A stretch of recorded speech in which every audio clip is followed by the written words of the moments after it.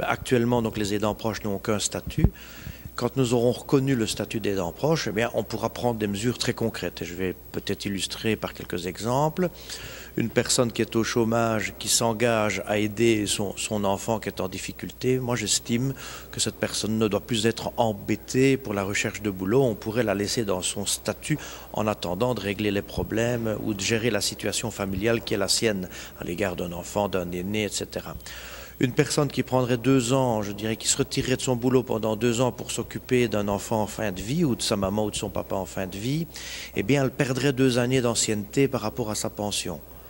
C'est pas normal. Et donc, cette définition, cette reconnaissance permettra, de manière transversale sur l'ensemble des matières, d'apporter des réponses très concrètes, des soutiens financiers, des reconnaissances officielles qui vont dans le bon sens et qui rendront la prise en charge, je dirais, d'un membre de la famille quand même administrativement beaucoup moins lourde, avec un meilleur encadrement et une aide de l'État, un peu plus de solidarité, c'est quand même nécessaire.